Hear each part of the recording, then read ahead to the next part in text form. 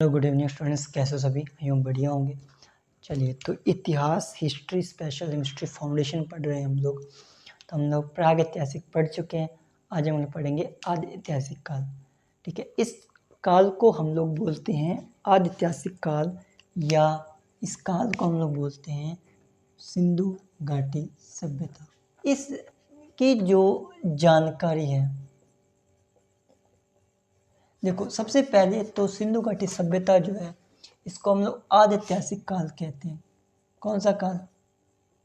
आदि ऐतिहासिक काल। आदि ऐतिहासिक काल ये वो काल था जहाँ हमें लिखित साक्ष्य तो मिलते हैं, लेकिन उन्हें कोई पढ़ा नहीं जा सका। यानी लिखित साक्ष्य तो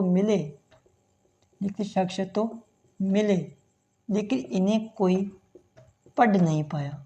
क्या नहीं पाया? पढ़ नहीं पाया। लिखा क्या था ये कोई पढ़ ही नहीं पाया।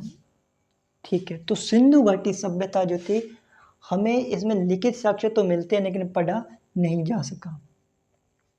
ठीक है, इसकी जो जानकारी है, वो किसने दी थी? तो वो थे जेम्स कनिंघम ने दी थी। नामकरण किसने किया?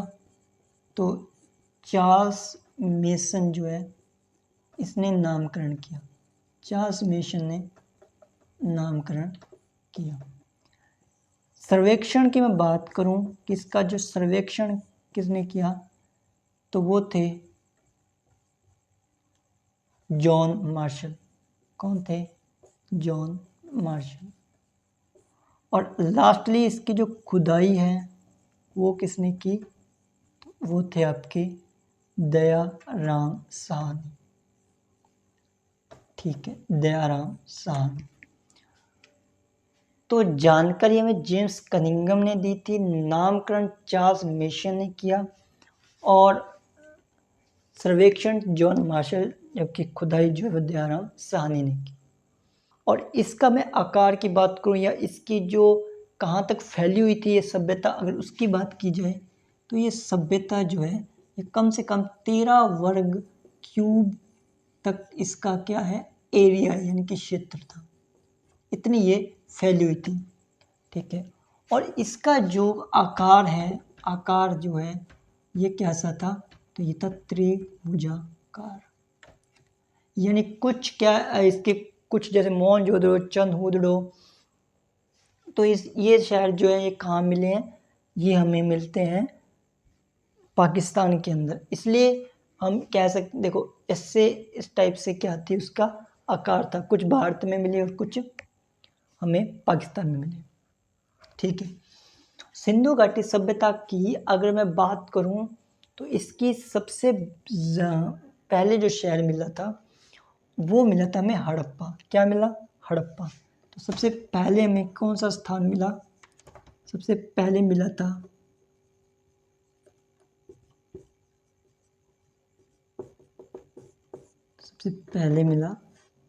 हड़प्पा। क्या मिला? हड़प्पा ये शहर में सबसे पहले मिला था। इसलिए इस सभ्यता को हम लोग क्या बोलते हैं? हड़प्पा सभ्यता भी कहते हैं। हड़प्पा सभ्यता भी कहते हैं।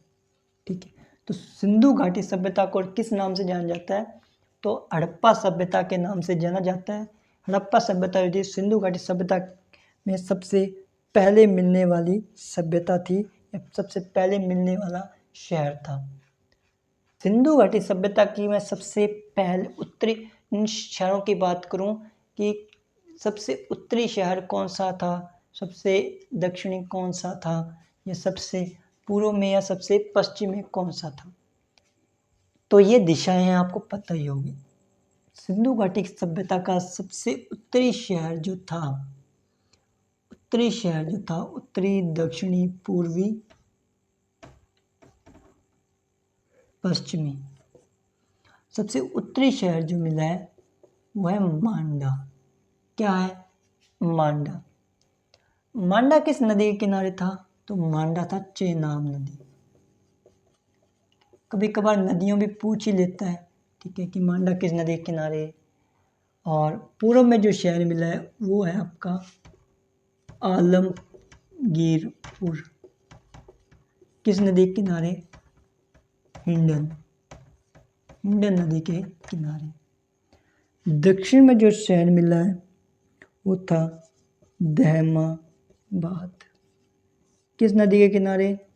प्रावरा नदी के किनारे। और पश्चिम में जो शहर मिला है वो है सूतका गैंडोर। ठीक है, सूतका गैंडोर। नदी कौन सी है? नदी है आपकी प्रावरा नदी। कौन सी? प्रावरा नदी। कहाँ पे सूतका गंडौर? तो ये है पाकिस्तान में। सूतका गंडौर कहाँ है? पाकिस्तान में। बाकी भारत में है, ये कहाँ है? ये पाकिस्तान में है। तो उत्तरी मांडा नदी के किनारे चेनाब। तो ये नदियाँ वगैरह ये पूछ लेता है कि जैसे मान लो दहमाबाद किस नदी के किनारे, पूर्व आलमगीरपुर किस नदी के किनारे, मांडा, सूतका गंडौर, ये नदियों के नाम पूछ लेता है। सिविलाइजेशन कि किस नदी? हड़प्पा सभ्यता। देखो मेरे भाई, हड़प्पा सभ्यता जो है सबसे पहले तो मैं बात करूं कि किस नदी के किनारे था। तो नदी की अगर बात की जाए तो ये था आपके रावी नदी। किस नदी? रावी नदी के किनारे। इसके खोजकर्ता कौन थे, मतलब इसकी खुदाई किसने की, खोज किसने की? वो थे दयाराम साहनी। अभी हमने बात की कि दयाराम साहनी ने खुदाई की और पहला जो शहर मिला था वो कौन सा था? हड़प्पा। तो हड़प्पा सभ्यता जो थी इसकी खोज करने वाले दयाराम साहनी, नदी थी रावी नदी। कुछ चीज़ें मिली हैं यहाँ की खुदाई करने के बाद में, कुछ हमें चीज़ें मिलती हैं यहाँ पे, कुछ हमारे पास वस्तुएं प्राप्त हुई। तो हम वो वस्तुओं की अगर मैं बात करूँ कि हमें वस्तुएं कौन कौन सी मिली थी, तो हम वस्तुओं की अगर मैं बात की जाए तो सबसे पहले हमें जो यहाँ से मिलता है वो क्या मिलता है? हमें मिलता है कुम्हार का चाक। चाक मतलब कुम्हार क्या करता है इस चाक पे? आपने घड़े बनते हुए देखे होंगे, एक टायर नुमा आकृति होती है गोलकार, ठीक है, जिस पहिया नाम की, पहिया टाइप की, जिसके ऊपर जो कुम्हार होते हैं वो मिट्टी ऐसे गूंथते हैं, उसको गोल करते हैं और इसके मटके बनाते हैं। तो उसी को बोलते हैं चाक। कुम्हार का चाक मिला। और क्या मिला? एक मिला है अन्नागार। क्या मिला? अन्नागार। एक मिलते हैं श्रमिकावास।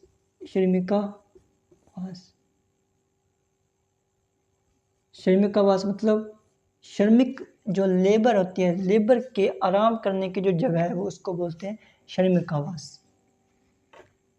हमें यहाँ पे क्या मिलता है? तो हमें यहाँ पे एक मूर्ति मिली है जो है मातृ देवी की मूर्ति। किसकी मूर्ति है? तो मातृ देवी की मूर्ति मिलती है। तो कुम्हार का चाक, अन्नागार, श्रमिकावास, मातृ देवी की मूर्ति। और क्या मिला है? तो और हमें एक ओखल मिला है, लकड़ी का ओखल है। हमें यहाँ से एक ओखल मिलता है, ओखल मिलता है। एक मिला है लकड़ी का ताबूत। और क्या मिला है? और हमें एक RH-37 कब्रिस्तान मिलता है। और क्या मिला? हाथी का कंकाल मिलता है हमें। क्या मिलता है? हाथी की खोपड़ी कह दीजिए, हाथी का कंकाल कह दीजिए, वो हमें मिलता है। ठीक है, तो ये चीज़ें हमें यहाँ से मिलती हैं। एक मिलता है हमें यहाँ पे स्वास्तिक चिन्ह।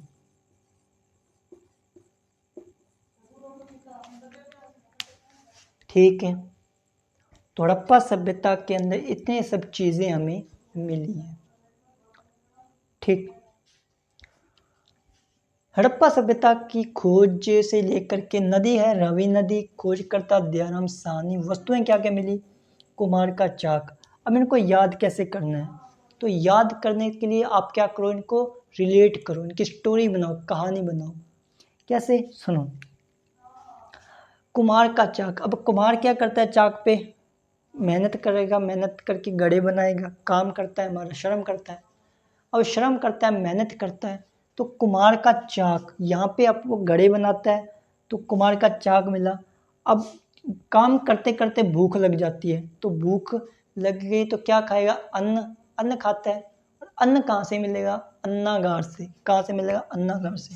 तो कुम्हार का चाक मिला, चाक पे काम करने के बाद अन्नागार जाता है, वहाँ जाकर खाना खाता है, और खाना खा के, ठीक है, अब खाना खा लिया, अब थोड़ा आलस आता है, नींद आती है, नींद आएगी तो क्या करेंगे? सोने चले जाएंगे। सोने के लिए क्या आता है? श्रमिकावास।